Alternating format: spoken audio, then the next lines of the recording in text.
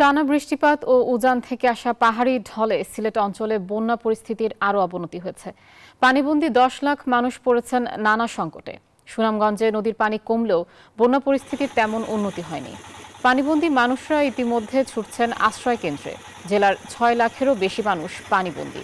মৌলভীবাজারে ধলাই নদীর 3টি স্থানে বাঁধ ভেঙে নতুন করে প্লাবিত হচ্ছে বিস্তীর্ণ এলাকা। এদিকে নেত্রকোনায় অতিবৃষ্টি ও পাহাড়ি ঢলে নিম্নাঞ্চল প্লাবিত হয়েছে। প্রায় 40টি গ্রামের নিম্নাঞ্চল ডুবে বাড়িঘরে পানি প্রবেশ করেছে। কুড়িগ্রামের বৌমারী উপজেলার এখনও অব্যাহত রয়েছে জিঞ্জিরাম, ধরণী ও কালজানি নদীর পানি বৃদ্ধি।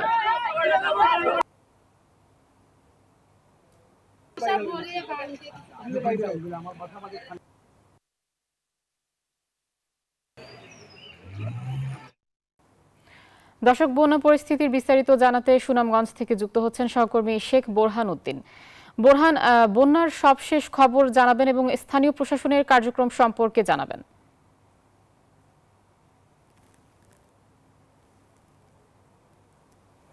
ইসলামপুর গ্রামের ঢাকার হাওড়ে একটি ডুবন্ত সড়কে এরকম ডুবন্ত সড়ক সুনামগঞ্জের ম্যাক্সিমাম হাওড় অঞ্চলেই আছে এবং সুনামগঞ্জের প্রত্যেকটি হাওড় অঞ্চলেই ডুবন্ত সড়কগুলো ডুবিয়ে আছে এবং সুনামগঞ্জের জেলা প্রশাসন যেটা বলতেছেন, আপনার জেলা প্রশাসন প্রতিটি আশ্রয়কেন্দ্রে ত্রাণ সামগ্রী দিচ্ছেন প্রতিদিনই, কিন্তু আপনার বানবাসীদের অভিযোগ কিন্তু পর্যাপ্ত নয়। সুনামগঞ্জের 2 দিন ধরে আপনার বৃষ্টি হয় নাই, কিন্তু আপনার হাওড় অঞ্চলের অবস্থা খুবই খারাপ। সুনামগঞ্জের ছাতক দোয়ারার অবস্থা বেশি খারাপ।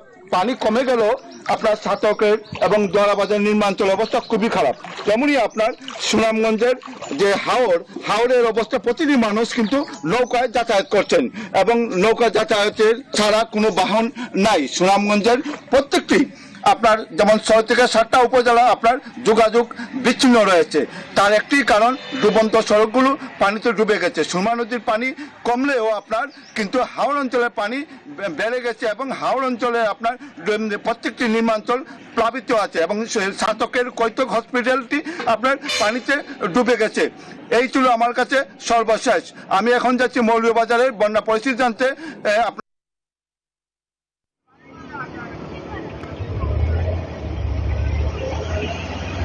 ধন্যবাদ বুরহান। মৌলভীবাজার জেলায় ইতিমধ্যে 7টি উপজেলায় কিন্তু উজানের পানি এবং বাড়ি বর্ষণে নির্মাঞ্চল বিশেষ করে প্লাবিত হয়েছে।